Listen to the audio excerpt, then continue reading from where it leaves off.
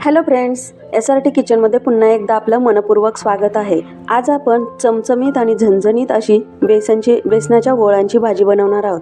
ही भाजी खाल्ल्यानंतर पोट आणि मन दोन्ही भरल्यासारखं वाटेल, इतकी स्वादिष्ट अशी बेसनाच्या गोळ्यांची भाजी बनते। काही झणझणीत खावंसं वाटलं तर हा पर्याय होऊ शकतो। चला तर मग अशी चमचमीत आणि झणझणीत भाजी बनवायला सुरुवात करूया। त्यासाठी एका बाउलमध्ये 1 वाटी एवढं बेसन पीठ म्हणजेच चणा डाळीचं पीठ घालून घेऊया। त्यामध्ये अर्धा चमचा मीठ घालून घेऊया आणि पाव चमचा हळद घालून घेऊया आणि अर्धा चमचा धने पावडर घालून घेऊया। त्यानंतर थोडं थोडं पाणी घालत आपल्याला हे बेसन पीठ मळून घ्यायचं आहे। बेसन पीठ मळायला पाणी कमी लागतं, त्यामुळे पाणी थोडं थोडं करत घालून घ्यायचं, म्हणजे पीठ व्यवस्थित मळलं जाईल। यामध्ये आपण मीठ, हळद आणि धनेपूड घालून घेतली आहे, कारण काय तर बेसन पिठाच्या गोळ्यांना सुद्धा चव छान येईल म्हणून आपण ते मिक्स केलेलं आहे, नाहीतर ते गोळे फिक्के फिक्के लागतील। आणि हे पहा, आपलं पीठ व्यवस्थित मळून झालेलं आहे। आता आपण या पिठाचे छोटे छोटे गोळे बनवणार आहोत। हे पहा, या आकाराचे आपण छोटे छोटेसे गोळे बनवून घेणार आहोत। तुम्हाला जर गोळे मोठ्या आकारात हवे असले तर तुम्ही ते बनवू शकता। मी असे छोट्या छोट्या आकारामध्ये बनवलेले आहेत। आणि हे पहा, आपले सर्व गोळे बनवून तयार झालेले आहेत।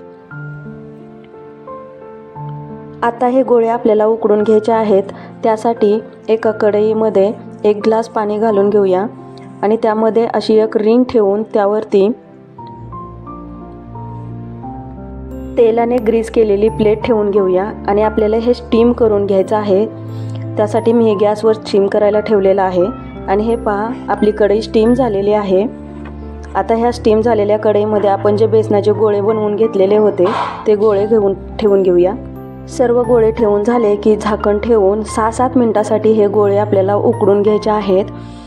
आणि 6-7 मिनिटानंतर हे पहा, आपले गोळे उकडलेले आहेत। आता आपण हे थंड होण्यासाठी बाजूला ठेवणार आहोत, त्याचं कारण मी नंतर सांगेनच तुम्हाला। आणि आता एका पॅनमध्ये 1 चमचा तेल घालून घेऊया। त्यामध्ये 5-6 लसणाच्या पाकळ्या घालून आपल्याला ह्या परतून घ्यायच्या आहेत। लसणाच्या पाकळ्या थोड्या परतल्या की त्यामध्ये एक मध्यम आकाराचा कांदा चिरून घेतलेला आहे, तो घालून घेऊया।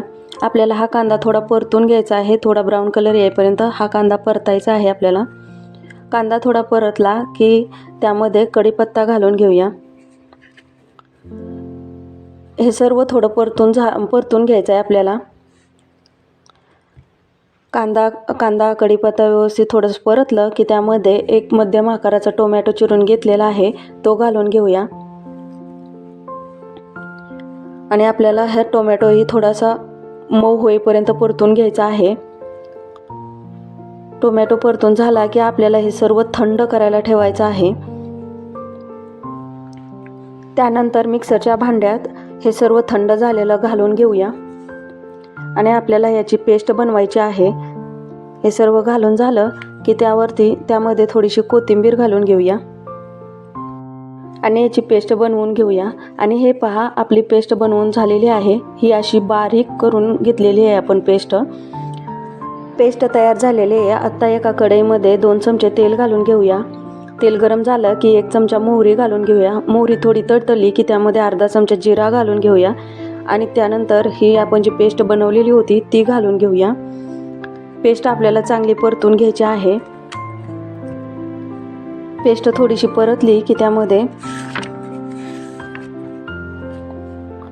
1 चमचा लाल तिखट, अर्धा चमचा काश्मीरी लाल तिखट आणि पाव चमचा धनेपूड घालून घेऊया।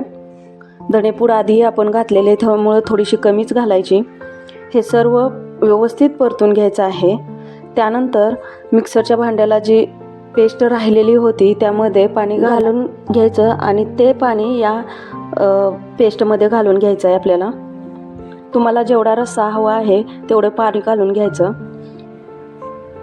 पाणी घालून झाल्यानंतर चवीपुरतं मीठ घालून घ्यायचं आणि याला उकळी येते तोपर्यंत आपण जे गोळे बनवून थंड करायला ठेवले होते त्या गोळ्याला आता छोटे छोटे होल करून घ्यायचे आहेत आपल्याला। हे पहा, अशा प्रकारे होल करून घ्यायचे आहेत। त्यासाठी ते थंड करायचे होते। मगाशी मी म्हणलं त्यानंतर मी कारण सांगेन. तर आपल्याला ते यासाठी थंड करून घ्यायचे होते की ते व्यवस्थित आपल्याला पकडता येतील. आणि हे पहा सर्व गोळ्याला होल करून झालेले आहेत आणि आपल्या रश्श्यालाही उकळी आलेली आहे. आता त्या रश्श्यामध्ये आपल्याला हे गोळे घालून घ्यायचे आहेत. गोळ्यांना छोटेसे होल केल्यामुळे भाजीतला जो मसाला आहे तो गोळ्यामध्ये जातो आणि गोळ्यांनाही मस्त अशी चव येते. गोळे घालून झाल्यानंतर 2-3 मिनिटे हे आपल्याला शिजवून घ्यायचं आहे. आणि हे पहा किती मस्त अशी तर्री आलेली आहे आपल्या भाजीला. आणि अशी आपली चमचमीत आणि झणझणीत अशी बेसनच्या गोळ्यांची भाजी तयार झालेली आहे. तुम्हाला ही रेसिपी कशी वाटली ते कमेंट करून सांगा. व्हिडिओ आवडला तर व्हिडिओला लाईक आणि शेअर करा. चॅनलवर नवीन असाल तर चॅनलला सबस्क्राईब करायला विसरू नका. पुन्हा भेटू अशाच एका नवीन व्हिडिओसोबत. तोपर्यंत धन्यवाद.